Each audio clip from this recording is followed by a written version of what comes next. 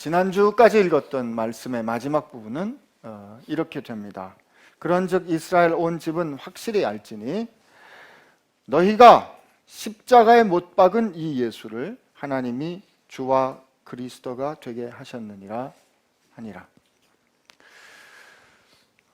제가 이 말씀을 이제 묵상하고 준비하면서 첫 번째로는 그런 생각이 들었습니다. 당시의 사도들은 말씀을 전하는데 거침이 없었구나. 말씀을 듣는 회중을 향하여서 지금 뭐라고 얘기를 하는가 하면 너희가 십자가에 못 박은 이 예수를, 다시 표현하면 이거예요. 너희가 예수님을 십자가에 못 박았어 라고 지금 말하고 있는 거예요. 그리고 그 예수를 하나님이 주와 그리스도가 되게 하셨다. 이 그리스도라는 말은 우리는 예수님은 그리스도 이런 고백을 하기 때문에 그리스도를 한 분으로 생각하는, 그 맞아요. 그 고백이 맞아요. 예수는 그리스도시니까. 근데 원래 그리스도라는 이 말은 보통 명사입니다. 기름 부음을 받은 자라는 뜻이에요. 하나님께서 선택하신 사람이라는 뜻이에요. 그러니까 하나님께서 선택하신 사람, 하나님께서 기름 부으신 메시아, 하나님의 종, 그럴 수 있습니다. 그런데 그 앞에 있는 주라는 말, 이 큐리오스라는 말은 앞에 요엘서의 마지막을 우리가 함께 읽어보면 이 말은 하나님을 받는 말이에요. 이 하나님을 받는 말이기 때문에 예수님을 하나님이 되게 하셨다. 이 선언은 말이죠, 당대 사람들에게는 굉장히 충격적인 선언입니다. 그러나 그것이 현실이기 때문에 거침이 없는 거죠. 제가 첫 번째는 이런 묵상을 했어요. 그렇구나. 처음 교회의 그 모습에는 듣는 사람이 듣고자 하는, 여기 온 사람들이 듣고 싶어하는 메시지를 해준 게 아니구나. 그들이 원하는 메시지를 들려준 게 아니구나. 청중이 원하는, 청중의 귀를 즐겁게 하는, 그들 눈치를 보는 메시지를 한 게 아니구나. 하나님의 말씀을 들은 대로, 아니 하나님께서 보여주신 현실대로 선포했구나 하는 그런 묵상을 한 거예요. 나는 어떻게 전하고 있나? 오늘 우리 교회는 어떻게 전하고 있나? 이런 생각을 했는데, 이런 생각을 하던 중에 이런 질문이 들었습니다. 안신기, 너는 지금 말씀을 관찰하고 있어? 듣고 있어? 너는 이 말씀을 설명하려고 하고 있어? 아니면 지금 이 말씀이 내게 주신 말씀인 것을 듣고 있어? 제가 듣지 않았더라고요. 여러분들에게 이 말씀을 풀어주려고 생각했기 때문에, 여러분들에게 이 말씀을 설명하려고 생각했기 때문에 첫 번째 묵상이 이렇게 나왔던 거예요. 말씀을 제가 이 말씀 앞에 정직하게 섰으면 제가 어떻게 들었어야 돼요? 안신기, 네가 예수님을 못 박았잖아. 바로 너 때문에 예수께서 십자가에 죽으신 거야 라고 들었어야 옳았습니다. 여러분, 오늘 이 말씀 어떻게 듣고 계십니까? 우리 때문에 하나님의 아들이 십자가에 못 박히셨다. 아니, 성경의 표현은 정확합니다. 너희가 예수를 십자가에 못 박았다는 거죠. 근데 그 말씀을 들었을 때 사람들이 가슴이 찔렸다, 마음에 찔렸다는 표현을 합니다. 마음이 찔리다는 이 표현이 사실은 다른 뜻은 이런 겁니다. 마음에 찔리다, 이 마음이 쪼개지다, 마음이 무너지다, 이런 뜻도 되고요. 이게 여러분 저 격투기나 권투 시합을 할 때 얼굴을 세게 강타 당하면 쓰러지지 않습니까? 그리고 정신을 잃게 되는 그걸 이제 스턴드 된다 그래요. 세게 맞아가지고 쓰러져서 어쩌지 못하는 이런 상태가, 이게 마음이 찔렸다. 이 구약 표현에 보면 하나님 앞에서 잠잠하다라는 이런 표현이 이 같은 단어가 쓰입니다. 여러분, 우리가 살다 보면 마음이 찔릴 때가 있어요. 말씀 앞에 설 때 어떤 순간에 이 말씀을 들을 때 마음이 막 너무 찔릴 때가 있어요. 그때 여러분, 그때 아셔야 되는 게 뭐냐면 그때가 성령께서 역사하고 계신 거예요.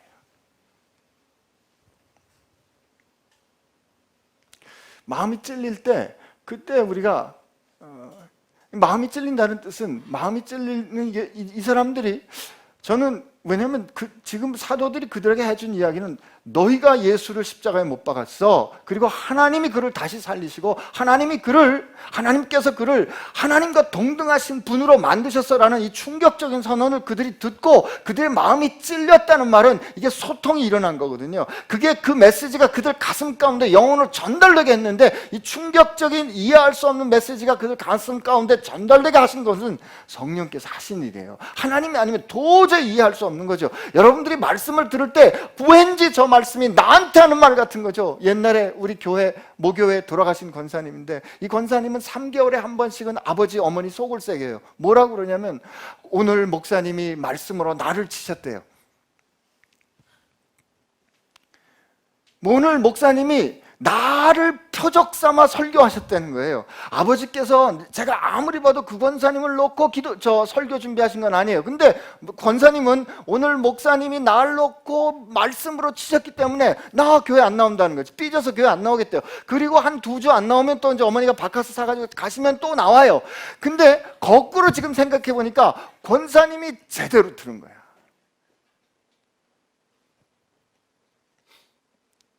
우리 설교 말씀 듣다 보면 이 말씀 저 안집사가 들어야 되는데 요 말씀은 우리 마누라가 들어야 되는데 그리고 나는 안 들어요. 근데 지금 이들이 마음이 찔렸다는 말은 이들이 깨달은 거예요. 그랬구나, 내가 저 하나님의 아들을 죽게 했구나 라고 깨달았던 거죠. 인생을 망가뜨려도 이게 이만저만 망가진 게 아니에요. 여러분, 우리가 하나님 앞에서 하나님께서 우리 마음을 찌르실 때는 내가 얼마나 잘못했는지 깨닫게 할 때는 그때가 기회예요. 그때 반응해야 돼요.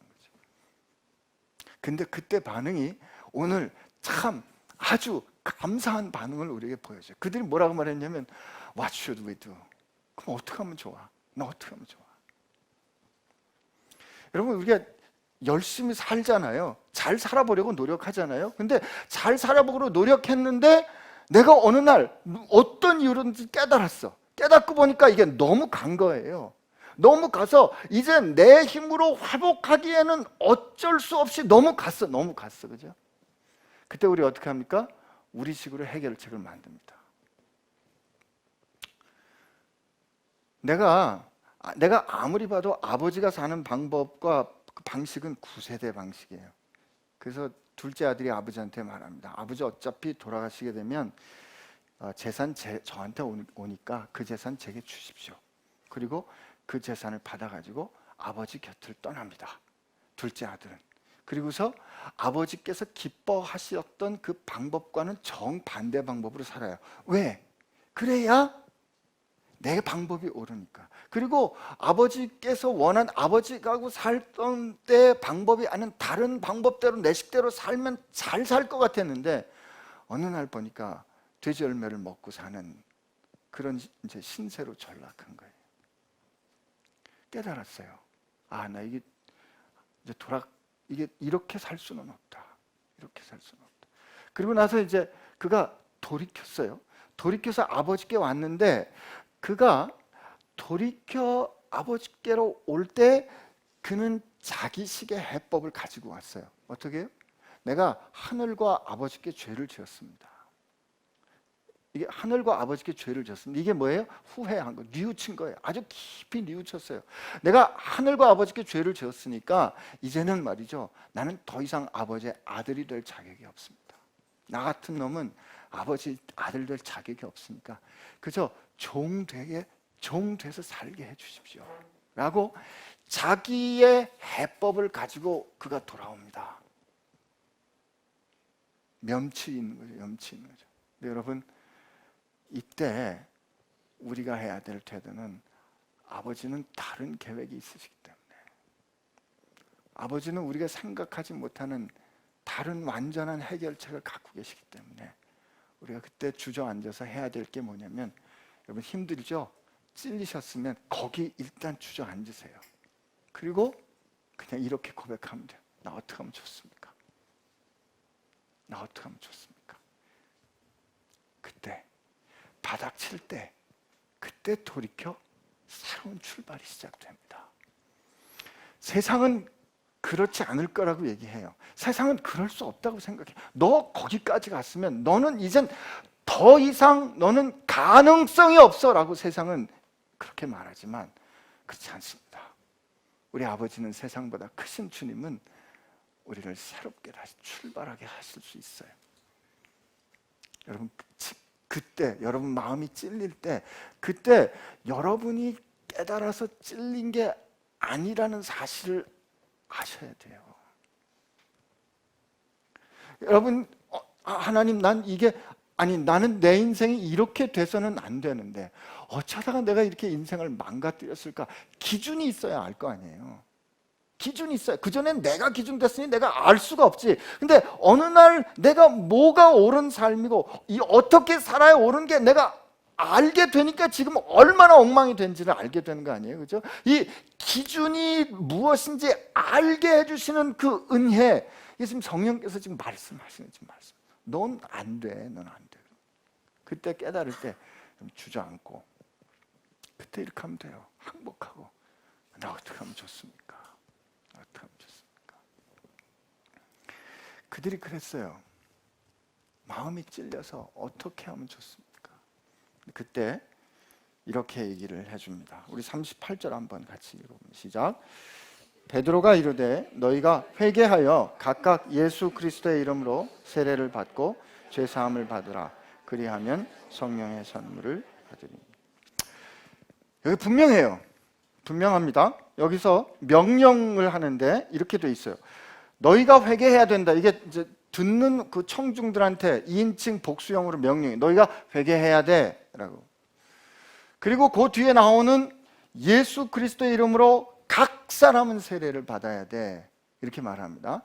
그리고 죄 사함을 받으라라고, 이게 우리가 이 명령처럼 돼 있지만 죄 사함에 이르게 하는 세례를 예수의 이름으로 각 사람은 받아 이렇게. 그리고 성령께서 주시는 선물을 받아요 라고 이제 이렇게 말을 해주는 거예요.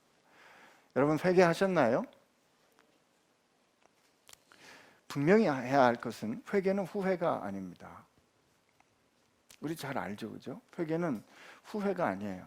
내가 그때 이렇게 했어야 되는데 라고 가슴도 무너지고 가슴도 치고 망가지고, 내가 그때는 이렇게 했으면 안 되는 거였는데 내가 왜 그랬을까 라고 가슴을 치고 있는 거, 그게 얼마나 심각하고 정말 절절하게 가슴을 치더라도 그렇게 머물러 있는 순간, 그리고 그러면서 계속 같은 방향으로 가고 있다면 그건 회개가 아니에요.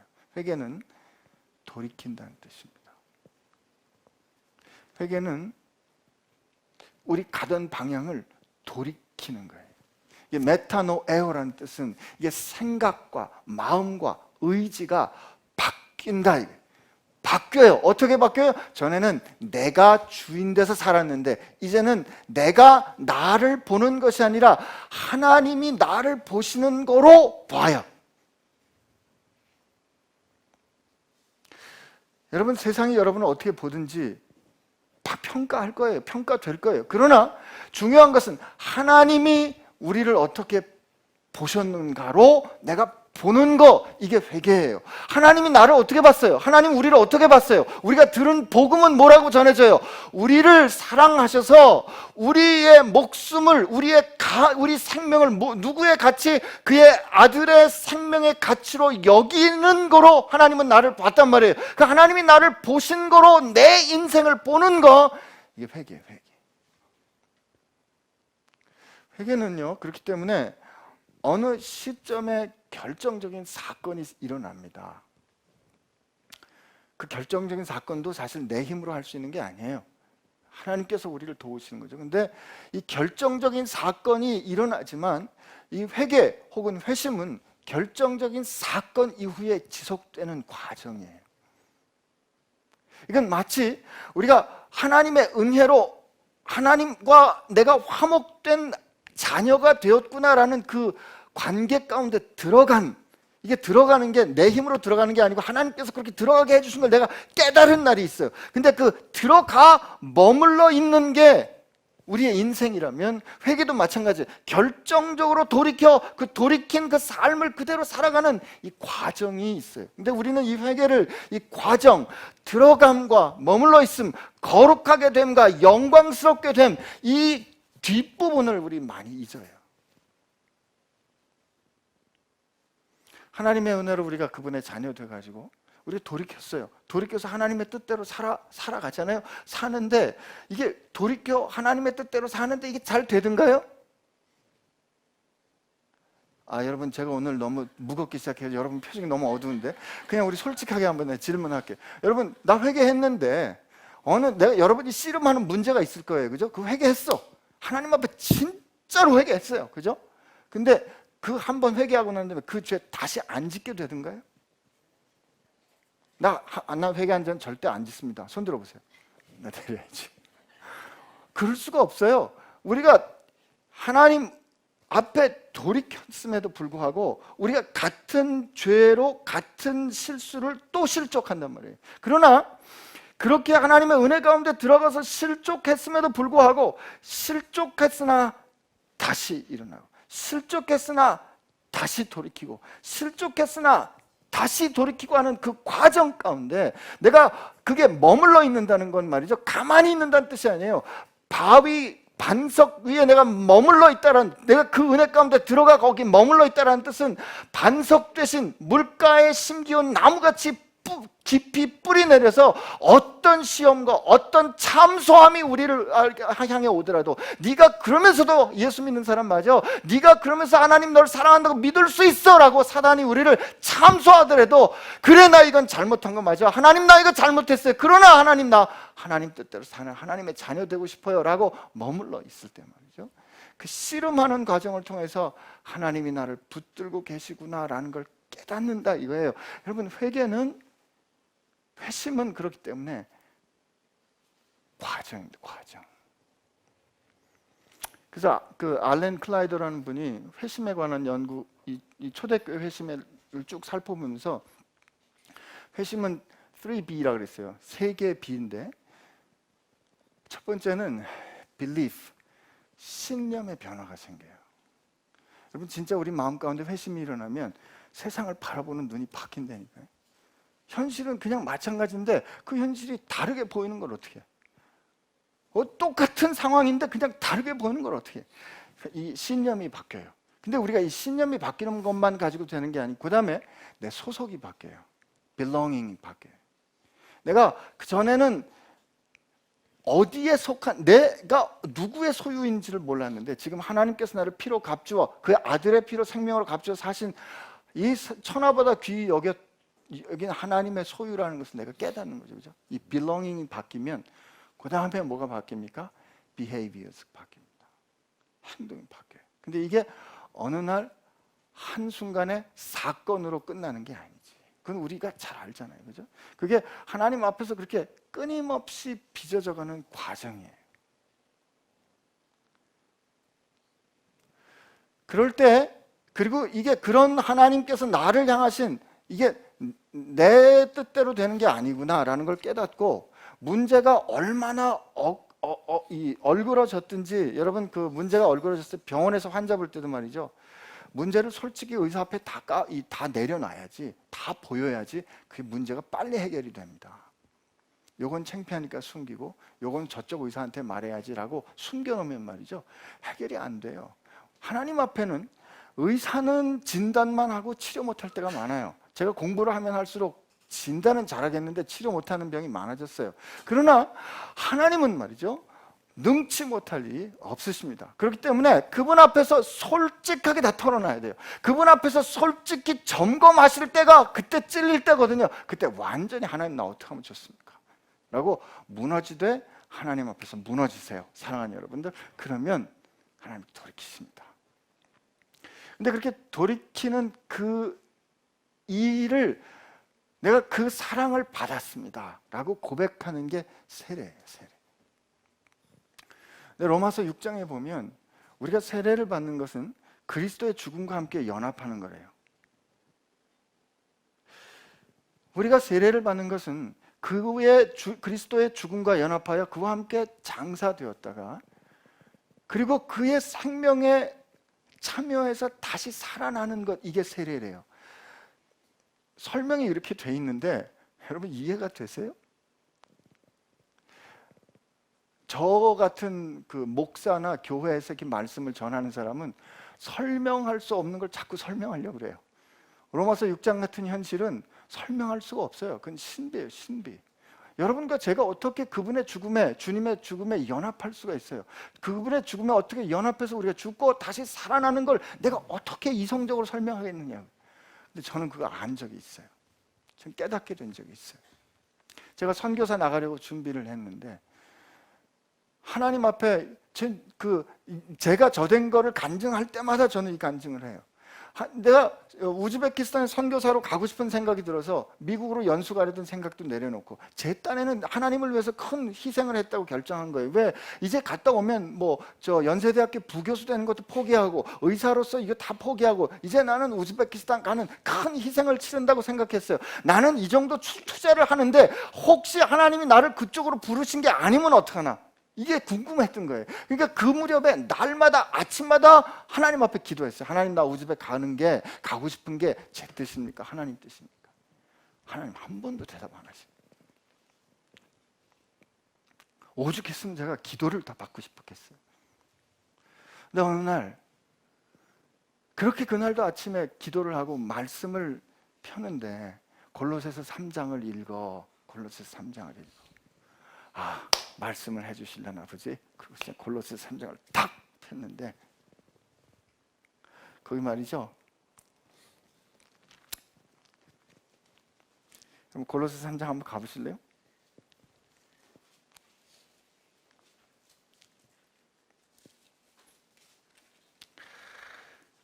골로새 3장에 이렇게 돼 있어요.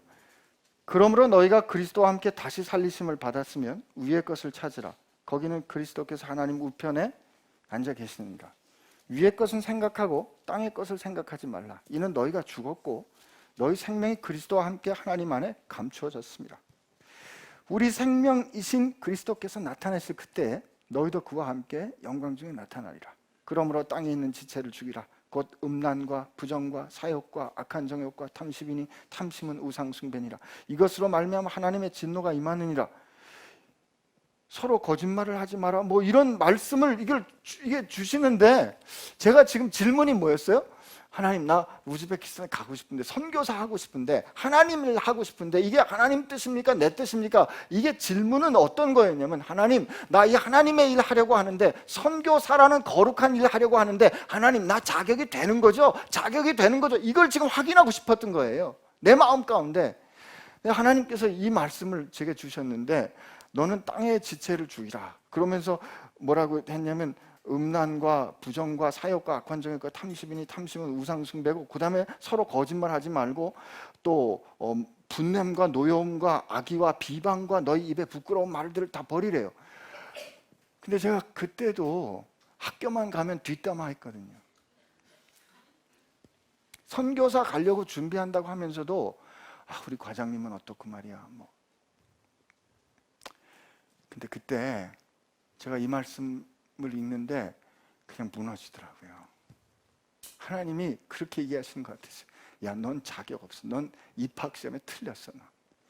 너 지금 거룩한 일 하겠다고 그러면서 너 학교 가면 뒷담화 하잖아. 너 누구보다 지기 싫어하잖아. 그러니까 난 지금 입학시험 봐야 된다고 생각했는데 거룩한 일하는 하나님의 자격을 가져야 된다고 생각했는데 하나님이 지금 뭐라고 말씀하시면 넌 자격 없어. 그러면 넌 자격 없어. 제가 그때 37인가 8이었는데요 2000년이었으니까 제가 그때 애 둘 데리고 이 잡을 중간에 내려놓고 가려는 저 나름대로 아주 심각한 결정하고 있는데 하나님이 이미 학교에 나 그만둔다 그랬거든요. 근데 넌 자격 없어. 난 여긴 그만둔다 그랬는데 넌 자격 없어. 양쪽이 다 떨어진 거예요. 그러니까 이제 막 한참 울었어요. 한참 울다가 다시 본 거예요. 다시 말씀을 봤는데 그때 제가 봤던 말이 넌 죽었잖아. 너 그래 노력해봤지 하나님 뜻대로 살겠다고 너 노력해봤지. 근데 안 되지. 네 안엔 너도 어쩔 수 없는 너가 있는 거 알겠지. 네가 그렇게 하나님 뜻대로 살아보려고 노력하고 애쓰려고 했는데 안 됐지. 그 안 되는 너는 말이다, 그 암과 같은 너는 말이다, 그 죄악을 가진 너는 말이다, 죽은 거야. 죽은 거야. 그때 제가 다시 한번 울고, 그때 방바닥에 처음으로 이 십자가 지는 것처럼 이렇게 사지를 펴고 바닥에 누웠어요. 그리고 하나님께 그렇게 고백했습니다. 하나님, 그렇습니다. 제 안엔 저도 어쩔 수 없는 죄가 있습니다. 한편으로는 하나님의 일 하겠다고 그러면서도 한편으로는 누구에게도 지기 싫어하는 나쁜 생각이 돌아서면 드는 이런 죄가 있습니다. 그런데 오늘 가르쳐 주셔서 감사합니다. 그런 죄가 죽은 거군요. 예수 믿는다는 것은, 주님 따른다는 것은 그런 내가 죽고 내 생명이 그리스도 안에 감춰진 거군요 라는 그 설명할 수 없는 그 신비가 내 현실이라는 것을 깨닫게 되는 순간에 비로소 자유케 된 겁니다. 그리고 그때 제가 깨달았어요. 이 생각 가진 게 내가 뭘 하나님을 위해서 거룩한 희생을 한 게 아니고, 이 생각을 가지게 된 것조차 뭐다? 은혜인 걸 안 거예요. 여러분, 우리가 그분의 죽음에 합하여 세례를 받는다는 것은 설명할 수 없는 신비입니다. 근데 그 세례를 받으면 뭐에 이른다? 죄사함에 이른대. 여러분, 이 죄사함이라는 그 사함이라는 단어를 우리는 오늘 찬양 그렇게 했지만 죄를 씻는다는 거는요, 이게 성령께서 오셔서 이 죄사함을 받는다, 이 사함이라는 단어가 함께 사용된 또 다른 구약의 본문이 이사야 61장이에요. 이사야 61장에 보면 그 여호와의 영이 내게 임하시면, 그 다음에 포로된 자에게 자유를, 이 포로된 자에게 자유를 주신다. 이게 죄사함이에요. 우리가 죄사함을 받는다는 것은 여러분 이런 겁니다. 그러므로 내가 죄로부터, 이 죄의 관세로부터, 죄의 속박으로부터, 로마서에 보면 죄를 범한다는 것은 죄에 팔려 죄의 종이 된다는 거거든요. 그러니까 우리가 죄를 지었을 때 죄사함, 용서함을 받지 못했을 때는 죄는 우리를 컨트롤할 합당한 권세를 주장해요. 그러니까 내가 원하지 않아도 내가 지은 죄 때문에, 내가 지은 죄값을 치러야 한다고 생각하기 때문에 그 죄악의 권세가 이끄는 대로 내가 끌려가는 거죠. 내가 원하는 게 아닌데 이게 어느 순간 어떤 그 바운다리를 넘어가면 말이죠, 그게 나를 끌고 가는 거예요. 근데 주께서 나를 위해 죽으셨던 그 주님의 그 놀라운 은혜를 내가 깨닫는 그 얼굴로 내 방향을 돌리게 하신 그 성령의 역사하심에 나를 내어드리는 순간에 그 나를 정죄하는 이 권세들로부터 내가 자유케 되는 거예요. 죄 사함을 받는다는 것은 여러분을 정죄하고 속박하던 일로부터 자유케 되는 겁니다. 근데 이 자유케 되는 이 세례를 내가 고백하는 거죠. 우리 사랑하면, 사랑해서 결혼해서 함께 살고 싶으면 결혼식 하는 것처럼, 세례라는 것은 주께서 내게 향하신 그 아름답고 놀라운 일에 내가 그분과 연합했음을 모든 사람들 앞에서 고백하는 게 세례예요. 그게 세례라면, 그리고 주님께서 받으셨다면 우리 순종하고 그 세례 받아야 되는 거죠. 그리고 그렇게 세례 받고 말할 때 성령께서 주시는 은사를 받으라 이렇게 얘기합니다. 이 성령께서 주시는 은사를 받는다는 말은 성령님이 곧 선물이에요. 성령님 그분 자체가 선물이고, 성령님은 우리 모두에게 필요한 것을 주십니다. 이 은사를 사도 바울은 어떻게 표현하면, 하나님께서 주신 선물로 말미암아 내가 사도가 되었다 이런 표현하거든요. 하나님께서 주신 선물로 말미암아 내가 오늘의 나 되었다 이거예요. 여러분, 우리 선물을 생각할 때, 은사를 생각할 때 내 중심으로 생각하면 안 돼요. 내가 좋아하는 것을 주셨을 때 은사가 아니라 주신 분을 기준으로 생각해야 돼요. 그분이 내게 주셨기 때문에 은사가 돼요. 하나님은 우리를 위해 생명을 주신 분이에요. 하나님은 헤아릴 수 없는, 측량할 수 없는 지혜로 여러분과 내 인생을 섭리하시는 분이에요. 그분이 나를 위하여 그분의 선물의 분량대로 우리 각 사람에게 허락하신 현실은 그러므로 선물인 겁니다. 그렇게 바라볼 수 있는 변화, 성령께서 우리 안에 계신 거죠.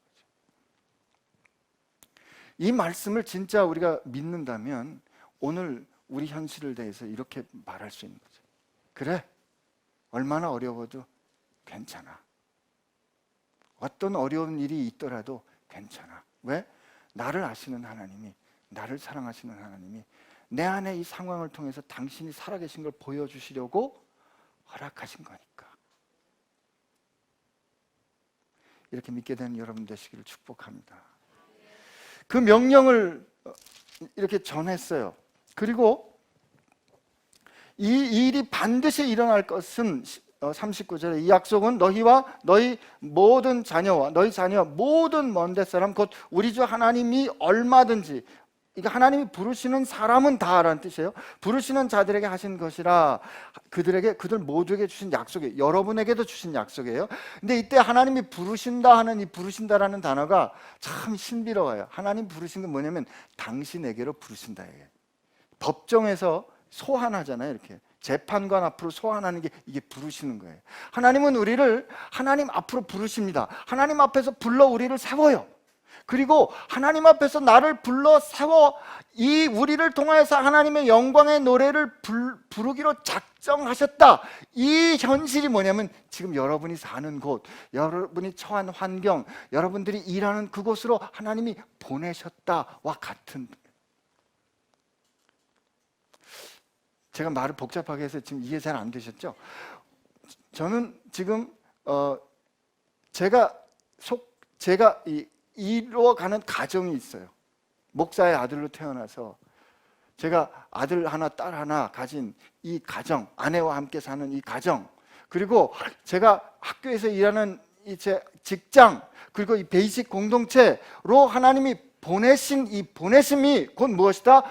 하나님이 우리를 부르신 거예요. 그게 하나님 부르신 거예요. 그 불러서 어떻게? 그분 면전에 불러 세운 거라니까요. 여러분 이거 기억하셔야 됩니다. 그리고 그게 그 반드시 이룰 하나님의 약속인 겁니다. 그래서 이 현실을 이 사도들이 여러 말로 확증했어요. 확증했다는 말이 확실히 증언했다는 거예요. 이게 그냥 설득한 거 아니에요. 이럴 거라고 예측한 게 증언한 게 증언. 테스터머니를 준 거고, 그 다음에 권하여 이르렀다는 말은, 이 권하라는 말은 이게 파라칼레오라는 말, 이게 성령께서 하시는 게 이 권하는 거예요. 성령께서 하시는 말대로 그들이 권했어요. 그리고 뭐라고요? 이 패역한 세대에서 구원을 받으라 이렇게 말합니다. 이 패역한 세대가 이게 꺾어지고 비틀어진 세대예요. 이게 스콜리어스라는 이 단어는 이게 곱추를 말할 때 이 곱추가 스콜리어시스거든요. 이게 구부러진 거예요. 자문에 보면 이게 어떤 뜻이냐면 술이 취해가지고 제대로 안 보이는 거예요.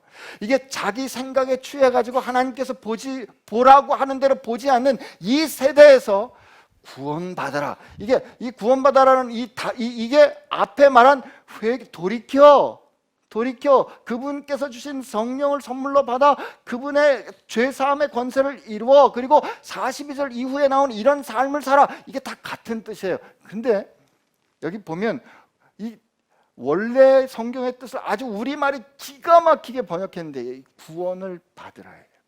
구원을 받으라. 영어 성경에는 이게 save yourselves 이런 식으로 이게 그 적극적인 표현으로 되어 있는데, 이게 원어 성경에는 이게 수동태 명령이에요. 여러분 수동태가 명령이 될 수 있어요? 이게 이상한 거죠. 수동태가 뭔지는 아시죠? 수동태. 내가 할 수 없는 게 아니고 내게 일어나는 거예요. 나는 이쪽에 있는 흥분했어요 제가. 이게 나는 맞았다. 이게 I was hit. 이게 내가 때렸다가 아니고 난 맞았다. 이게 수동태예요. 근데 나를 맞게 해줘.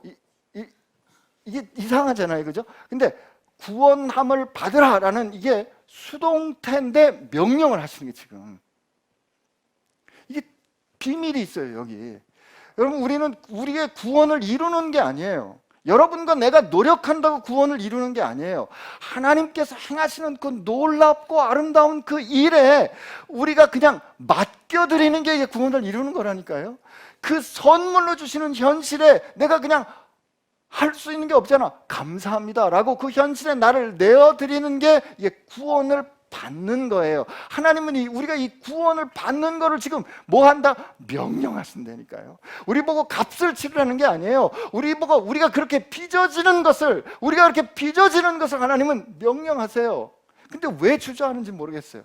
여러분, 이 구원하다는 단어를 성경을 찾아보면 구원을 하시는 건 항상 하나님이에요. 구원을 행하시는 분은 항상 하나님이에요. 우리 쪽에 단어가 사용될 때 우리는 구원함을 입었다, 우리는 구원을 얻었다, 항상 비동형이에요. 하나님이 구원하시고 우리는 구원함을 입는 거예요. 이런 걸 뭐라 그래요? 전문 용어로 이런 걸 은혜라 그래요. 근데 이 은혜를 지금 뭐라고? 받으라 그러는 거예요. 은혜. 돈으로도 안 되고 값으로도 안 되고 학벌로도 안 되고 하나님이 그냥 우리에게 그렇게 선물로 주신 걸 받으라는데 왜 안 하는 거예요? 왜 따져요? 하나님이 안 따지는데 여러분이 왜 따져요? 왜? 구원함을 받으라. 에베소서 4장에 보면 비슷한 말씀, 너희가 예수님을 그렇게 배우지 않았어. 옛 사람을 벗어버리고 새롭게 되어. 이 새롭게 되어도 내가 새롭게 되어지는 것을 명령해요. 그러니까 너희가 새롭게 되어져야 돼. 내가 하는 일이 아니라는 거잖아요. 그죠? 이건 뭐다? 명령이자 동시에 약속인 겁니다. 내가 너희들을 위해서 너희를 새롭게 할 거니까, 너희를 구원해 줄 거니까 믿어. 이리 와, 안아줄게. 이미 안아주시면서 주님 하신 말씀이 그래요. 제가 지금 설교를 잘 못하고 있어요. 여기서 여러분이 아멘을 안 하시는 거 보니까 고맙습니다. 우리 41절 42절 한번 같이 읽습니다. 시작. 그 말을 받은 사람들은 세례를 받음에 이날에 신도의 수가 3,000이나 더하더라. 그들이 사도의 가르침을 받아 서로 교제하고 떡을 떼며 오로지 기도하기를 힘씁니다. 메가처치 큰 교회 좋아하는 분들은 여기 3,000 탁 나오죠. 3,000 기본이 3,000이지. 오늘 저기 김덕수 목사님께서인가 정확하게 숫자를 해줘. 120명 더하기 3,000. 그래서 3,120명이래요. 처음에 요날 숫자가. 그럼 메가처치 뭐 정의가 여러 개 있겠지만, 여기서 그때 이들이 이런 사건은, 여러분 이 회심 사건을 우리 생각 잘 해봐야 돼요. 요즘 우리 회심을 너무 가볍게 생각하기 때문에 막 큰 몇십만 명이 모인 데서 예수님 영접하겠습니까? 아멘 하고 그걸 제가 부정하는 거 아니에요. 그러나 회심이 일어나고 나서 세상이 충격을 받았거든요. 사람들이 돌이킨 사람들, 이 회개한 사람들을 두려워했어요. 그 두려워한 그들의 삶의 모습이 뭔지가 증언되어 있는데, 그들의 증언되는 그 삶의 모습이 이게 회개한 삶인 거예요. 이게 돌이킨 삶인 거예요. 근데 그게 충격적으로 아름답습니다. 근데 여기 여러분 그 42절을 우리 여기 보면 교회된 공동체 4가지 액티비티가 나오는데, 첫째, 사도의 가르침을 받았어요. 사도의 가르침을 받고 그다음에 교제했어요. 이 펠로우십을 했다는 거예요. 그다음에 떡을 뗍니다. 떡을 떼고 그다음에 기도합니다. 근데 지금 여기 우리 표현에는 정관사가 안 나와 있어요. 정관사가. 원래 헬라 성경을 보면 이렇게 돼 있어요. 그들이 사도의 그 가르침을 받았고 서로 그 교제를 했으며 떡을 그렇게 뗐고 그 기도에 힘썼습니다. 이겁니다. 사도들은 자기들 생각을 전하지 않았어요. 일어난 일, 주께서 행하신 놀라운 그 가르침, 그 복음을 전한 거예요. 그리고 여기 보니까 교제했다 그랬거든요. 여러분 그 교제했대요. 그 교제가 뭔지 아세요? 그 교제, 더 펠로우십이 뭔지 아세요? 좋은 사람끼리, 마음에 드는 사람끼리, 가진 것도 비슷비슷하고 서로 마음에 들고 경제 형편도 비슷한 사람들끼리 모여서 같이 밥 먹고 노는 거, 이거 펠로우십이라 그러는 거 아니에요. 누가복음 15장에 보면 바리새인들이 밥 먹지 않는, 바리새인들이 상정도 하지 않는 죄인들, 창기들, 세리들과 함께 주님께서 같이 밥 먹는 그게 펠로우십인 거예요.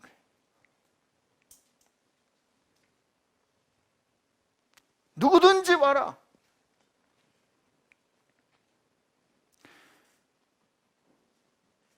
떡을 뗀다는, 그 떡을 떼는 건 물론 우리 성만찬을 의미하는 거지만, 그 떡을 뗀다는 말은 식사를 같이 하는 거거든요. 그 식사, 주님께서 이 교회에서 가르쳐준 식사가 뭘까? 내가 원하는 사람들끼리, 수준 비슷한 사람끼리 좋은 데 가서 밥 먹는 그걸 뜻하는 게 아니라고요. 아까 말한 그 펠로우십처럼 품을 수 없는 사람을 품고 같이 하는 식사. 고린도전서에 보면 뭐라고요? 누구든지 믿음이 약한 사람이 여러분을 초청했을 때, 이방인이 여러분을 초청했을 때, 이방인이 여러분을 초청하는 걸 생각해서 여러분 묻지 말고 그 음식 먹으세요. 그 말은 무슨 뜻이에요? 제사 음식일 수도 모르잖아. 절에 다니는 사람이니까 이게 제단 앞에 있는 음식일지도 모르잖아. 그러나 그 사람을 생각해서 묻지 말고 먹으라는 거예요. 묻지 말고 먹으라는. 그런데 같이 있는 사람 중에 그거 제사 음식인데 먹으면 안 되잖아. 그러면 이 사람이 넘어질 걸 생각해서 먹지 말라는 거 아니에요. 누구든지 내 형제 중에 내가 고기 먹는 것 때문에, 왜 그때 고기 먹는 게 문제예요? 그 당시 1세기 2세기 그리스 로마 시대에는 모든 고기는 일단 신전에서 제물로 바쳐졌다가 시장으로 나왔거든요. 그러니까 고기를 먹는 거는 이 우상에게 바쳐진 제물을 먹는 거하고 똑같다라고 누군가 생각한다면, 누군가 생각해서 그 사람이 힘들어진다면 나는 그 형제 때문에 영원히 안 먹을 거야, 고기. 이게 그 떡을 때문에 살아도 죽어도 먹어도 마셔도 하나님의 영광을 위해서 먹고 마시는, 이게 그 떡을 때문이라는 거예요. 그 떡을. 그 기도는 어떤 기도였을까요? 주기도문이 있었겠죠. 빌립보서 2장에 너희 안에 이 마음을 품으라. 그는 근본 하나님과 같으신 분이나 하나님과 동등됨으로 여기지 아니하시고 자기를 비워, 오히려 자기를 비워 낮추어서 종의 형체를 가져 어디까지? 사람 되시고 죽기까지 순종하셨다는 그 빌립보서 2장의 말씀, 그 기도. 그는 보이지 않는 하나님의 영광의 형상이시라. 그가 우리를 흑암의 권세에서 아들의 사랑의 나라로 옮기셨더라. 골로새서 1장의 기도. 그는 우리의 화평이신지라. 에베소서 2장에 있는 이 기도, 이런 기도를 한 거예요. 하나님, 내가 이번에 아파트 당첨되게 해주세요. 그 기도가 아니고 말이죠. 그 기도에 힘쓰고 그렇게 떡을 떼고 그렇게 교제하고 그 말씀을 따라갔던 그들의 삶을 보니까 그 안에서 왜 기사와 이적이 안 일어났겠어요? 왜? 사는 방법이 달라졌는데. 여러분 여기 보니까 이렇게 돼 있어요. 43절에 보면 이렇게 돼 있잖아요. 사람마다 두려워하는데 사도들로 말미암아 기사와 표적이 많이 나타나니 믿는 사람이 다 함께 해서 모든 물건을 서로 통용하고 또 재산과 소유를 팔아 각 사람 필요를 따라 나눠주며. 이거 보면 이거 공산주의구나 이렇게, 여러분 그렇게 따질 일이 아니에요. 여기 보세요. 각 사람의 필요를 따라 자기 것을 팔아 나눠줬다 그랬어요. 가진 게 있으면. 근데 여기에 저는 이렇게 생각해봐요. 이게 공동체적인 건데, 제가 아프리카 선교 갔다가 깨닫게 된 일인데, 긴 이야기라 제가 짧게 할 수가 없어서 그런데, 아프리카에 있는 어려운 상황 속에서 일하는 사람들을 제가 볼 때 처음에 내가 그들을 도우러 갔다고 생각했는데, 이게 우리 일이라고 생각하니까 나는 오더하면 바로바로 오는 형편에 살고 있는데, 이 사람들은 오더를 해도 3일 만에 약이 오는 현실 가운데서 똑같은 일을 하고 있는, 나보다 훨씬 어려운 상황에서 일을 하고 있는 이분들이 그때 고마웠어요. 처음으로 진심으로 우리 일이라고 봤을 때. 여러분 우리가 이 공동체로 이걸 보게 되면 말이에요, 필요를 갖고 있는 사람하고 필요를 채워줄 수 있는 사람하고 누가 더 영광스럽겠어요? 필요를 채울 수 있는 사람이 폼납니다. 그런데 우리 중에는 필요를 갖고 사는 그런 부르심을 받은 사람이 있다니까. 근데 그 필요를 갖고 사는 사람이 자기가 그 필요를 나눌 수 있는, 여러분 그게 쉬운 일 아닙니다. 내가 지금 당장 먹고 살 걸 걱정하는 거를 어떻게 털어내, 창피해서. 그러나 지금 이들이, 하나님께서 이들 가운데 그 그리스도의 말씀에 따라서 그 기도에 힘쓰고 그렇게 교제하고 그렇게 떡을 떼고 그 말씀에 따라 기도하니까 그 가운데 내 필요가, 내 부족함이 그냥 자연스럽게 노정되는 거예요. 그래도 안 부끄러운 거예요. 왜? 하나님 나를 그렇게 보내신 걸 내가 아니까. 뻔뻔하다는 뜻이 아니에요. 여러분, 내가 이 교회가 서로 호의를 가진 걸 가지고 내가 매니플레이트해서 그것을 이용해 먹겠다는 태도가 아니에요. 내 절박하고 절실한 필요를 있는 그대로 나눴을 때 누군가 도와달라 그런 것도 아니에요. 그냥 나눈 것뿐인데 그냥 그게 내 짐이 되는 거지. 그죠? 그냥 내 짐이 돼서 나도 알게 모르게 내가 능력이 있어서가 아니라 이건 내가 쓰려고 했던 건데 그를 위해서 나누는 그런 아름다운 역사가 일어나. 이게 기적 아니겠어요?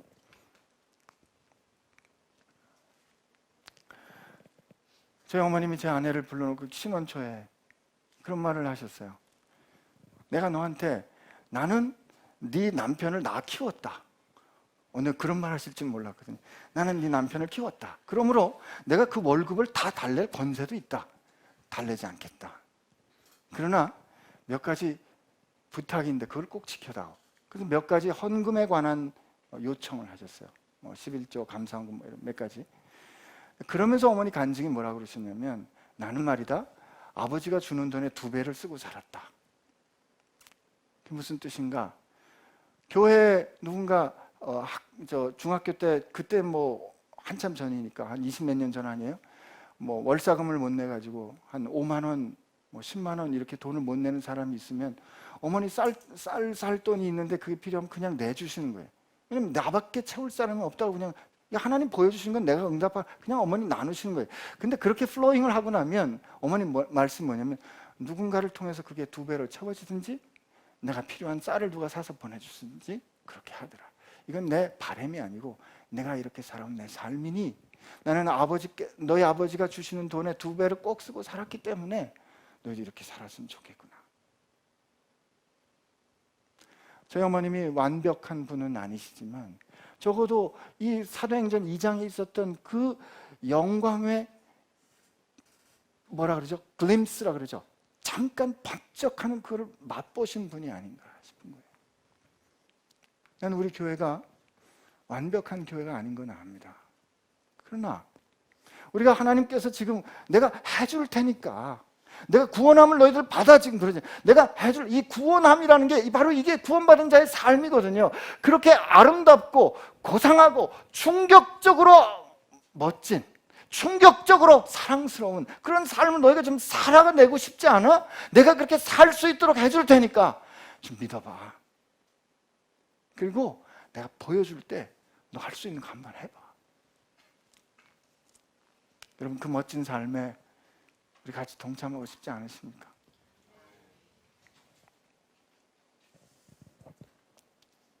날마다 마음을 같이 하고 성전에 모이기를 힘쓰고, 목사님들은 이것만 좋아했어요. 성전에 모이기를 힘쓰고 매일 교회 나오세요. 근데 거기서 그 다음을 잊어버렸어요. 집에서 떡을 떼고. 성찬 집에서 했대잖아요. 집에서 떡을 떼고. 여러분, 집에서 성찬 못 하시죠?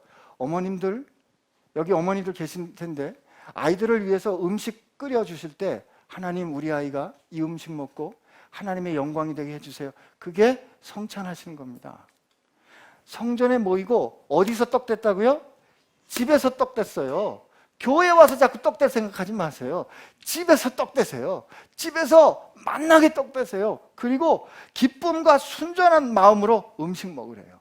좋은 음식이 중요한 게 아니라 어떤 음식이든지 기쁘고 순전한 마음으로 음식을 먹고 하나님을 찬미하고 이렇게 살아갈 때 온 백성들이 그들을 향해서, 야, 멋지다, 아름답다. 여러분과 제가 교회가 되었단 말이죠. 우리 베이직 교회를 통해서 오늘 일부 예배 때 어느 성도님이 그렇게 기도하시더라고요. 하나님께서 우리 교회를 통해서 혁명을 이루어 가십니다. 전 맞다고 고백하고 싶어요. 그러나 하나님께서 우리 가운데 이루어가는 그 혁명은 말이죠, 다른 교회 가가지고, 다른 교회 성도들한테 가가지고, 야, 교회는 다니는 게 아니고 교회 되는 거야. 너는 너는 아직까지 교회 다닌다고 생각해? 교회는 되는 거다. 어? 교회는 일이 있는 게 아니고 교회는 그냥 사는 거야. 알았지? 교회는 이 교회 저 교회가 중요한 게 아니야. 다 하나님의 교회야. 이거 자꾸 가르치는 게 영광이 아니에요. 자꾸 우리가 잘못 생각하다 보면 그 사람들은 이걸 모르는데 나는 알아. 그 사람들은 이런 말 쓸 줄 모르는데 난 쓸 줄 알아. 이걸 영광으로 생각하고 이거 말해주는 거 충격 주는 거로 생각하는데 이거 아닙니다. 절대 아닙니다. 이건 교만한 거예요. 말하는 대신에 사람들이 우리 교회 소문을 들으니까 야, 거긴 가면 이런 일이 있었대. 거긴 가면 그렇게 아팠던 사람이, 약해서 무너졌던 사람이 이렇게 해서 다시 살아났대. 거긴 가면 높고 낮은 사람이 따로 없이 같이 존중받는데 라는 소문이 나는 거, 이게 충격을 주는 거예요. 나는 우리 교회가 그런 충격 주는 교회 됐으면 바랍니다. 하나님이 바라셔요. 그리고 하나님이 말씀하세요. 내가 다 행할 테니까 믿고 순종해. 오늘 한번 하나님께 같이 기도합시다.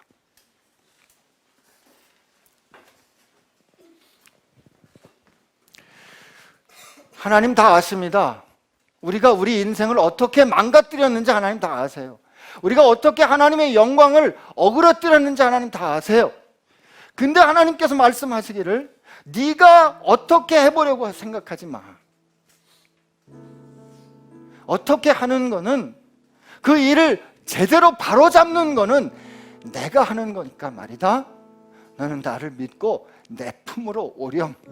돌이켜 내게로 와. 그리고 내가 너와 함께 이제 한 걸음씩 걸어갈 테니까 나만 믿고 쫓아와. 우리를 향해 말씀하십니다. 구원을 받으라 말씀하십니다.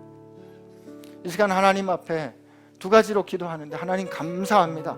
나를 위하여 행하신 하나님의 은혜 정말 감사합니다. 그리고 하나님, 나를 위하여 행하신 그 하나님께 행하심을, 그 성령님의 역사하심을 믿고 이제 너무 멀리 미리 걱정하지 않고 하루하루 하나님께서 하자시는 대로 한 발짝씩 하나씩 순종하며 가보겠습니다. 그럴 때 오늘 이 말씀에 허락하신 그 충격적인 아름다움이 내 삶에서도, 이 진흙탕과 같은, 이 쓰레기와 같은 내 삶에서도 빛나게 될 줄로 믿습니다. 내 수치를 가져가시고 내 슬픔을 가져가시고 화관을 씌워주시고 정결케 하신 주님을 찬양하오며, 주님 말씀에 순종하여 결심하오니 주님 내 기도 들어주옵소서. 이렇게 하나님 앞에 우리 같이 기도하겠습니다. 같이 기도합시다. 하나님 감사합니다. 나를 불러주셔서 감사합니다. 나를 그렇게 새롭게 해주셔서 감사합니다. 하나님, 우리를 그렇게 새롭게 불러주시고 아버지 감사합니다.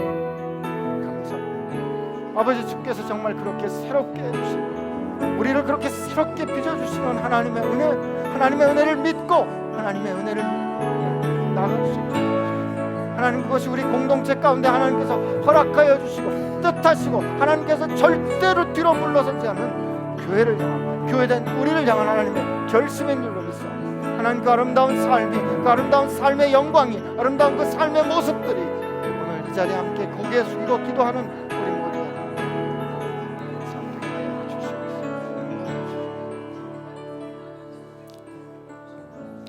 하나님, 삶의 형편이 각각 다르고 살아온 삶의 궤적들이 각각 다르지만 한 가지 동일한 것은 우리 모두가 다 하나님 앞에 실패했다는 사실입니다. 더함도 덜함의 차이가 있겠지만 본질적으로 하나님의 영광을 망가뜨린 게 우리의 모습인데, 하나님, 그러나 우리 이런 삶을 걸었던 우리 모두 주께로 돌이킬 수 있도록 성령 하나님 그 크고 의로우신 손을 우리에게 내밀어 진흙탕 같은 내 삶의 현실에서 나를 꺼내주시니 감사합니다. 하나님께서 그렇게 우리를 구해주셨고 하나님께서 시작하신 일이니 마치실 줄로 믿습니다. 온전히 이루실 줄로 믿습니다. 하나님, 우리의 눈을 열어서, 우리의 마음을 열어서 하나님의 그 영광스러운 삶의 모습을 바라볼 수 있도록 해주시고, 믿음이라는 눈을 열어 믿음이라는 결단을 하여 하나님께서 펼쳐주시는 그 날개를 타고 날아오를 수 있는 저희 되게 하여 주옵소서. 오늘 들려준 이 아름다운 삶의 영광이 교회된 우리의 영광 될 줄로 믿사오며, 그 일을 시작하시고 이미 이루신 주님을 찬양하오며 예수님의 이름으로 기도합니다.